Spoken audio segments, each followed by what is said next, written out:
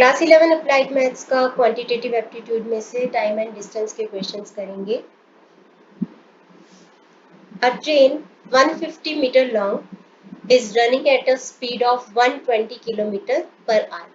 एक ट्रेन है जिसकी लंबाई है 150 मीटर और वो दौड़ रही है 120 किलोमीटर पर आवर की स्पीड से दौड़ रही है।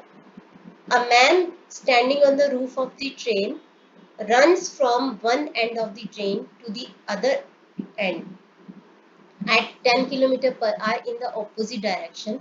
तो मान लीजिए कि ये इस दिशा में भाग रही है और इंसान यहाँ पे खड़ा है और वो उल्टी दिशा में भाग रहा है और एक ट्रेन के एक एंड से दूसरे एंड की तरफ भाग रहा है और उसकी स्पीड है 10 किलोमीटर पर आवर। उसकी स्पीड है 10 किलोमीटर पर आवर।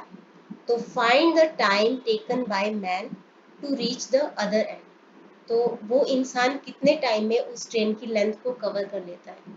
अब ट्रेन चाहे इस दिशा में भाग रही है या फिर इस दिशा में भाग रही है, इंसान या फिर वो ट्रेन स्टेशनरी है, मतलब वो ट्रेन खड़ी है, रेलिवेंट नहीं है, क्योंकि उस इंसान को बस वो डिस्टेंस को कवर करना है, जो उस ट्रेन की लेंथ है उस डिस्टेंस को कवर करना है और उसकी स्पीड दे रखी है। तो कोई इस चीज का कोई रेलिवेंस ही नहीं है कि ट्रेन की स्पीड क्या है, या इस दिशा में है या उस दिशा में है।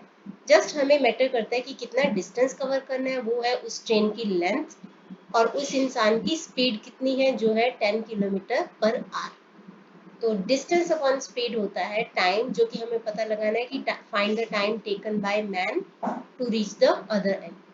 अब यहाँ पे डिस्टेंस जो है, distance to be covered is the length of the train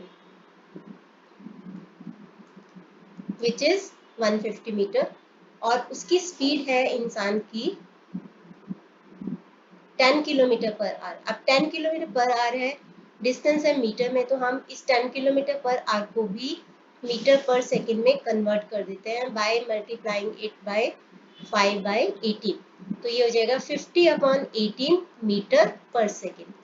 distance आपको पता है, स्पीड आपको पता है, तो time he will take is distance upon speed.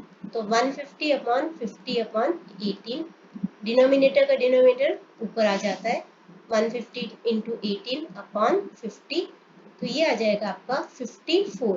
तो 54 सेकेंड्स लगेंगे उसको उस ट्रेन को लेंथ को कवर करने में।